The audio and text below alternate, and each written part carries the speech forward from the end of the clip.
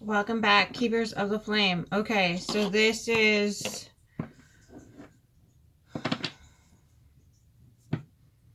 the week of November 27th, and we're headed into Thanksgiving-ish. I don't celebrate that anymore. Holiday season,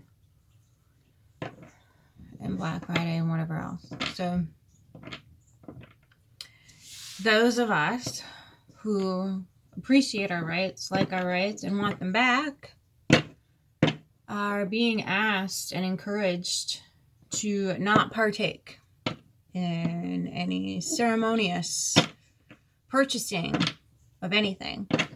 No holiday things thrown, no nothing.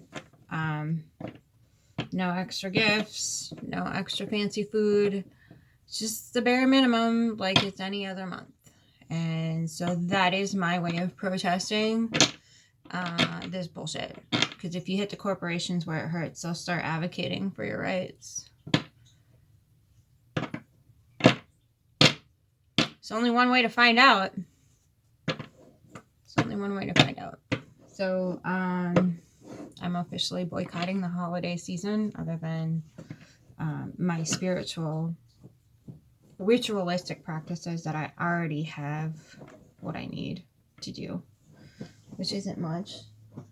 And it never fails. Every single time I start a video, it's like, oh, it's time to start nesting. So that weird noise in the background, just cleanse this. That's probably me with my cards. So that's what's happening. And there's no take your after the 1st December. Don't click on any men's pages. Don't click on their Facebook. Don't like their pictures. Don't watch their videos. Don't like their videos. Don't do nothing. Take your time and attention completely and totally away from men. Women-based only businesses, if you do need to purchase things. Otherwise, ethical places anyway, at the very least. And yeah, of course, you got to get gas and groceries, blah, blah, blah, blah, blah. Just get it before December gets here. Fill up, do what you got to do. Get as much as you can. And then after the 1st, dial it back as much as humanly possible. Don't get anything extra. Don't splurge on anything. Don't nothing. Okay? No matter how cheap it is. Okay? That's my word of advice for all the advocates for human rights. Male or female, it doesn't matter. You don't have to be feminine to get behind the human rights movement. That's not necessary. And so try to keep it local, feminine based, all that good gravy, okay? I'm going to do a collective read just to get the temperature. I did a huge spa day. Pardon moi. Okay, I did a spa day on Sunday. So I'm still kind of, this is going to sound backwards, kind of recovering. I did a lot of soul breathing, sound bed. Oh, that was heavenly. Massage chair, salt room with the soul breathing session. Oh, wow, that was incredible. But she, I've been working with her for a long time now. So she's going in deep. Woke up yesterday feeling like I had just, had an ab day or something, and I don't have an ab day. I don't ever focus really on my abs. I focus on my core, but I don't be like, okay, I'm gonna get this muscle, I'm gonna get that muscle. I felt like I targeted all the muscles yesterday or Sunday, so doing the normal morning routine was a little rough, but that's okay. So that was my birthday gift to myself. I met some amazing women there, and we've been friends for a while now, so that was nice. So yeah, if you do splurge, if you do need to do something nice for yourself, get yourself some therapy, some sound therapy, some light therapy. Get those all natural healers set up and running with their business. Salt caves are good. she had I don't know if it's, I don't think it's a hookah bar, because we didn't, it was just up the nose thing. I don't know what those are called, but we did that. And then there was like a machine that like you put your ankles in it and it like moves your feet back and forth, so you feel like you're almost like a reed in a little creek. It was really cool. And then there was a like a water massage bed with a, I think they call it a halo bed with the red light. So it was about 6 hours worth of just bliss. Highly recommend. And it was really cool to see. There's a lot more of those businesses budding and booming. And I told her, I was like, you're going to need a bigger space because there's a lot of us there. And there's a waiting list now. So the future of healing is here. You just got to take advantage of it. And it wasn't that expensive. I mean, it kind of was, but for 6 hours worth of whatever spa what was available at that time, and a soul breathing session in a salt cave to boot, so you're getting all that yum salt in your lungs, which is super good for you, cleanses. Yeah, totally recommend. Totally recommend.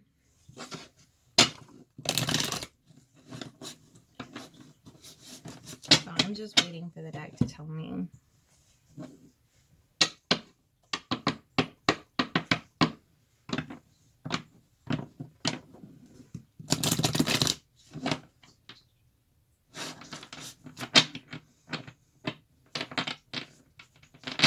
We'll try it.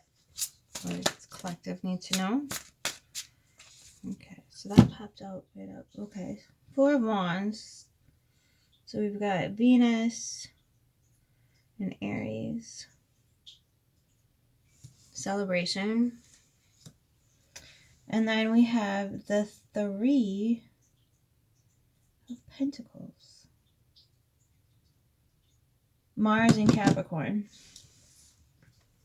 I don't know if you... I absolutely love these cards, but it's really hard to see them on the screen. They're delectable cards. They really are. Very chic, very sexy, very, I mean, you really got to look. And so that kind of helps with the mechanism of like really concentrating on the cards and receiving the message.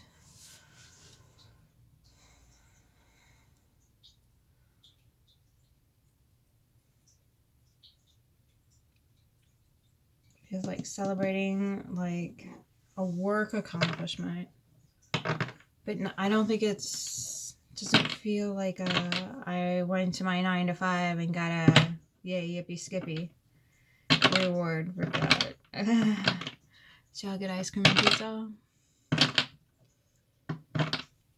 Alright. Hard work with what? Or working together with whom? Oh, whoop, there it is. The 5 Hierophant. Whew. 3 of Fire. 3 of Wands. That is... Okay, so the Hierophant is Taurus energy.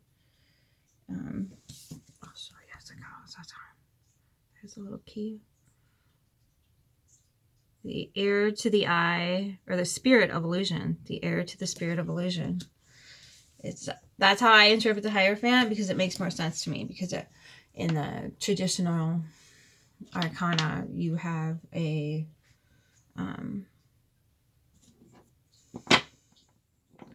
like a pope or a bishop type figure, a religious leader of some sort, asking for your commitment to the cause. And that irritates me a little. So it's the heir to the spirit of illusion on this channel. If you don't like that, that's okay. It doesn't have to be for you. That's totally okay. I completely understand. I was in your boat at some point in time. Just not right now. So this is the Sun in Aries. Sorry about my chipped nail polish. I don't know how those beautiful, amazing, wonderful tarot card readers keep their nails intact. Okay. Then you've got the Ace of Air in reverse. Pretty blank card. Except for that triangle with the line through the top of it. Ugh. Then you've got the, is this the Chariot? No, it's Virgo. Oh, this is the Hermit in reverse.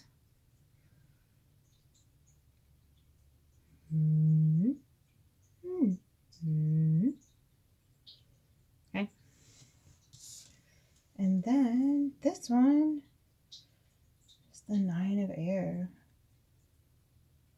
Mars in Gemini.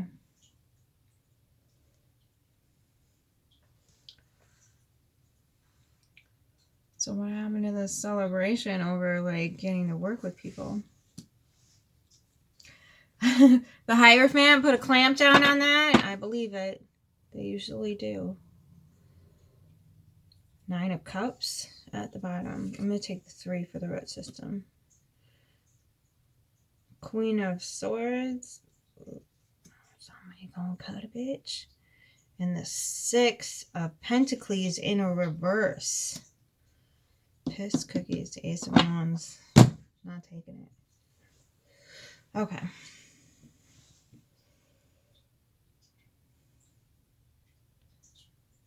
So there was a celebration over something like you're working together with people on something.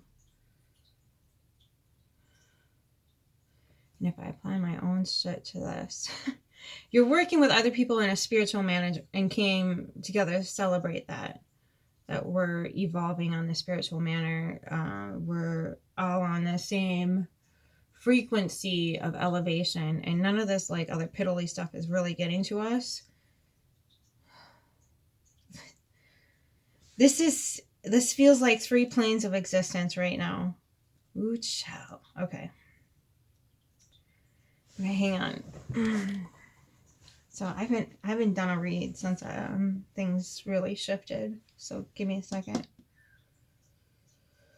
Okay, 3 planes of existence here. This feels like this center thing with the Hierophant, the 3 of Wands, the Ace of Swords in reverse, the Hermit in reverse, and the 9 of Swords in the upright. This feels like the 2D. It feels like its first 2 cards were like the 5D. This is 2D, and this is 3D down here. So, the reason why I say 2D is because the heir to the spirit of illusion is fronting it up. So that immediately says to me, if it's religious narrative, it's automatically put in the 2D because they very much experience the world through a 2D lens of you're either this or you're that. You're this or you're that. You're this or you're that. So that's a 2D, right? You have this side or this side. There's no middle path for that narrative, okay? So if you're running off that program, and again, this is going to be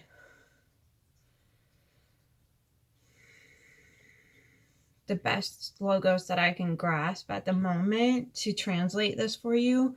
So I'm going to try to put the dimensions that I'm receiving into logos form, which is really challenging with the current lingo we have. So I'm going to translate for you the best I know how. So the 2D sees in that black and white the this or that, good or evil, male or female, that dual dichotomy type of thing, and there's no middle path, there's no gray area there, right? That's very much the Hierophant energy to me. I know in traditional tarot, it's this, that, and the other thing, and it's asking for commitment. It's asking for your commitment to the program that they're running.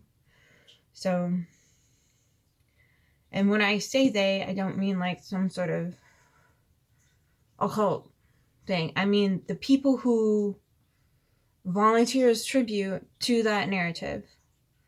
If you want to be with them in their circles, you subscribe to that narrative, or you have to suffer underneath it at the very least, because they do not, they don't usually stay off that narrative. And that's the program, that's subconscious, excuse me, again, subconscious undercurrent that they continuously run throughout their lives. Okay. And this particular dimension right now is looking out and has made a clear and concise decision, not based in reason or logic, without reflection and insight. And it's brought them to the Nine of Swords. Yeah, that sounds about right.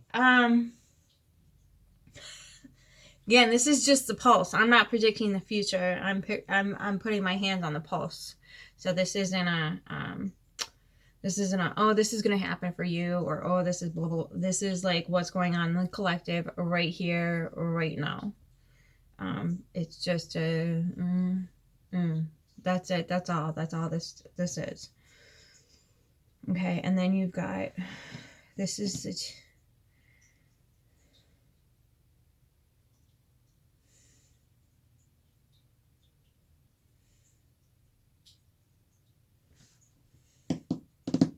the only thing that's showing me, I can't decide if it's the 3D or the 4D.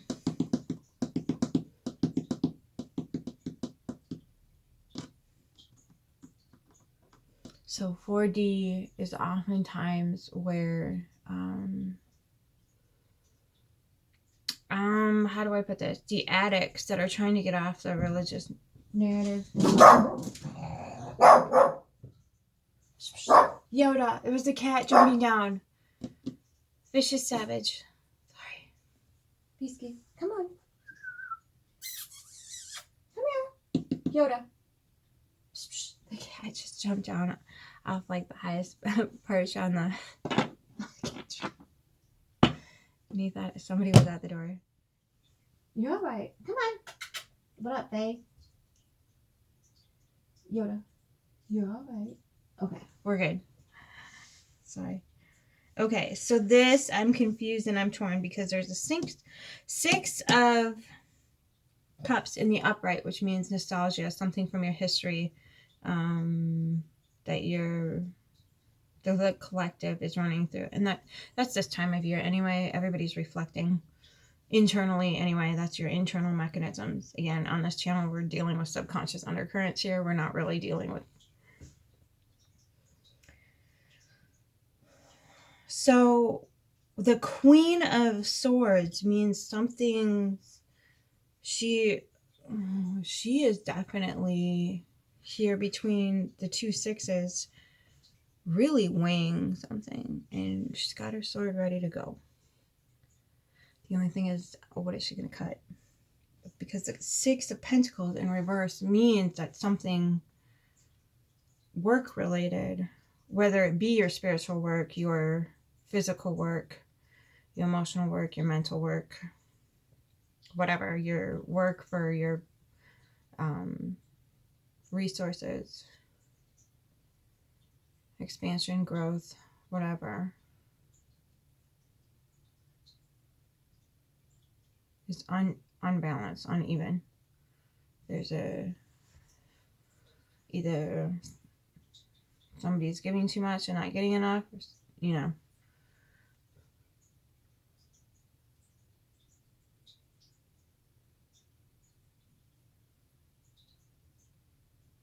So when you're weighing the two sixes here, obviously one is not so hot and the other one is good. But the thing is, there might be something in the past that the Queen of Swords here is looking at.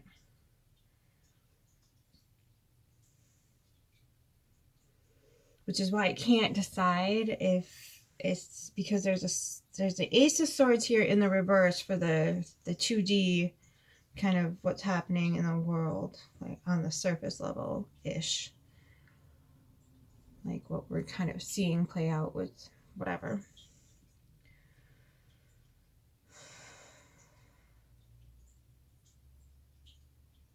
So she is going to have to make a choice.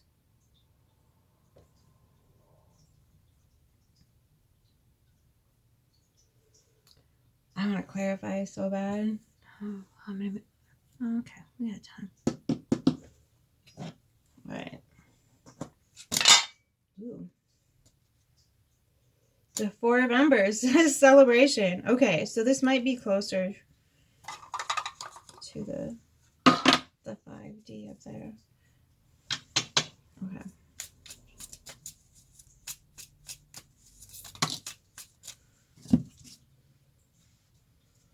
So the Pathfinder in reverse, Death in reverse, and the 5 of Lotuses. Okay, so something with the 6. Oh, this is the 9 of Cups. My bad.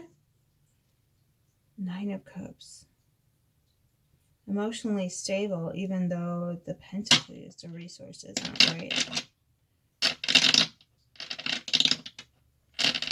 Okay, so that would be the 3D, because the 4D would speak more to an addict's perspective.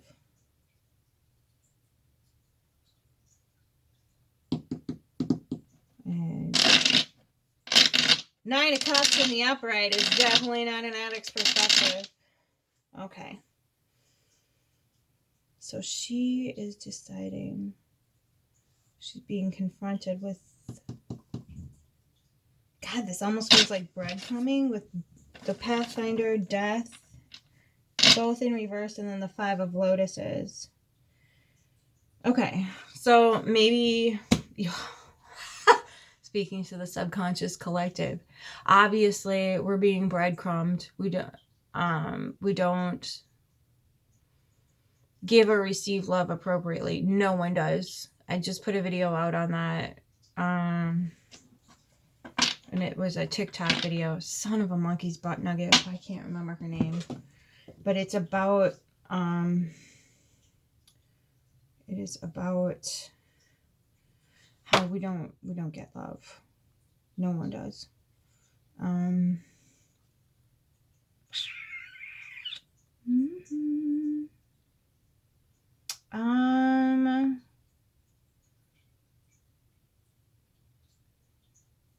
Shit.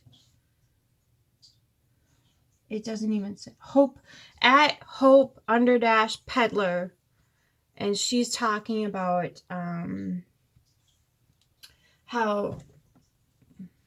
I felt my entire freaking life. I've never received love. I don't know. I have, but it's not been in the form that I was told it was supposed to come in.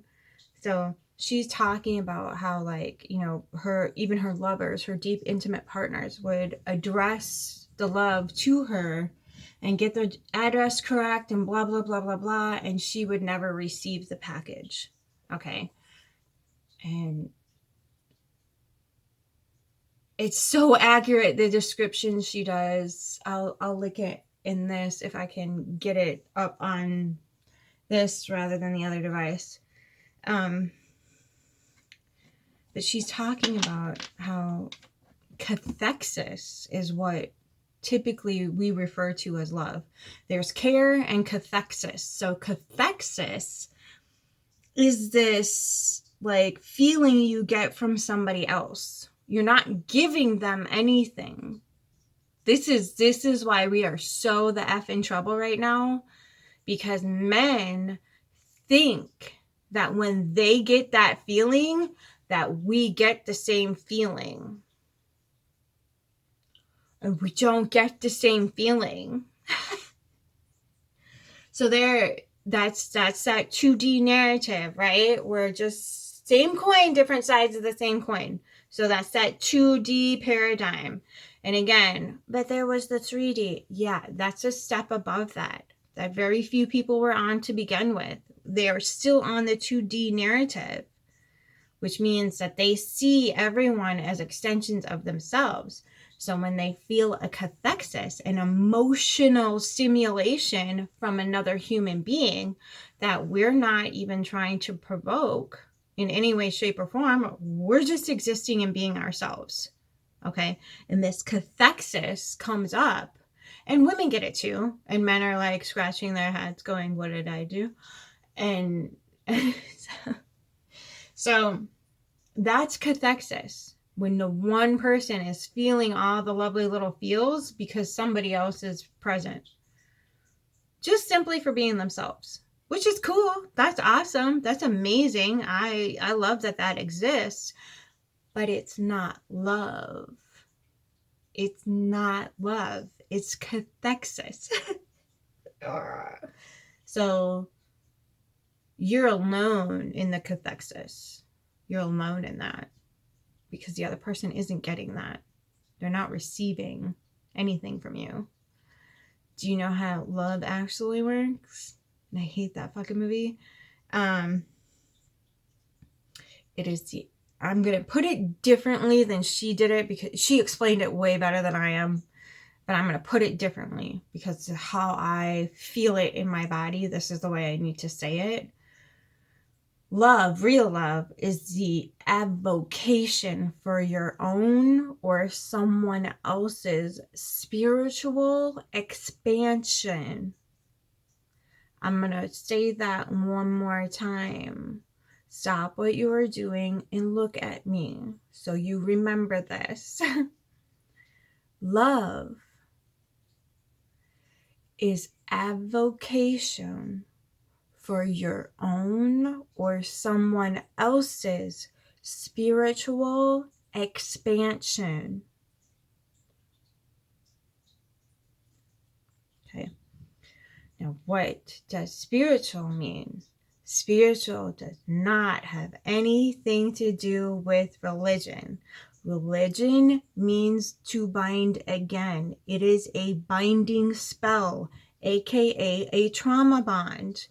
This is a chemically reproduced mechanism in the body that keeps you on cortisol and adrenaline. And then when you don't die from the threat or the perceived threat, serotonin, oxytocin, dopamine, and endorphins mix with the first two, creating a very addictive substance. Now, this is a difficult process for a lot of people to comprehend, much less understand, so they can start breaking it down and start saying no to it in the general populace. But you are seeing it happen with a lot of people right now going, you are seeking my demise and threatening my existence. Goodbye.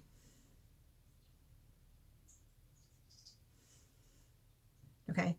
When there is trauma or abuse present, which she says that in her thing, and I'm like, what the fuck is the difference? But when there's, neglect and abuse, which is the same thing. So when there's abuse present and neglect, I don't know how you, anyway.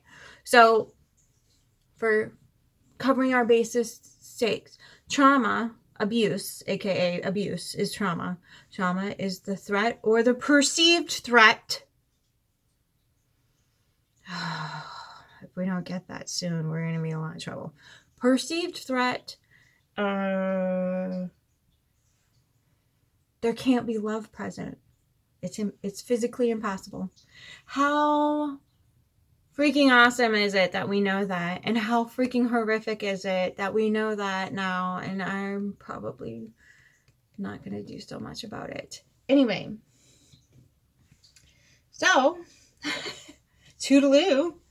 And that's the problem, is people don't understand what they have signed themselves up for. Few religious people actually read the text to comprehend the text. They read the text to obey the text. They don't question.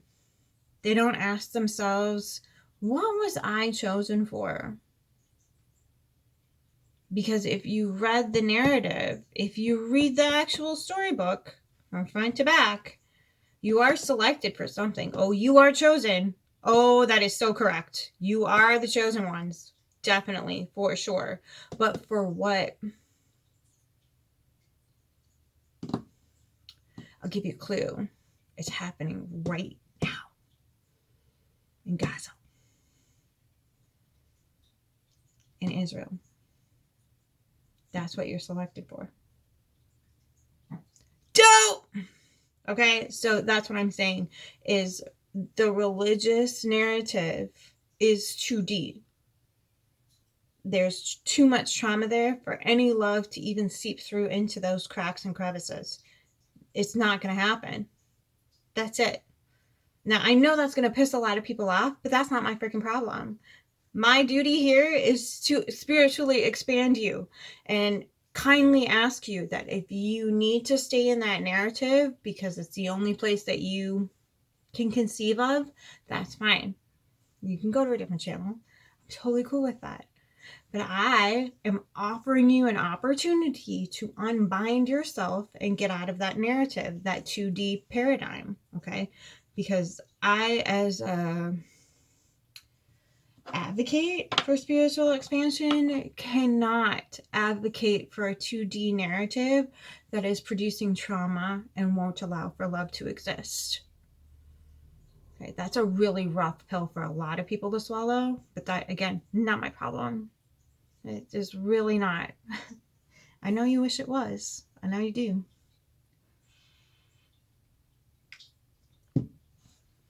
So when you have this paradigm in front of you and you're working with it and you're trying to navigate it, understand that the most powerful thing you can do is just take your energy away from it. Just take your energy away.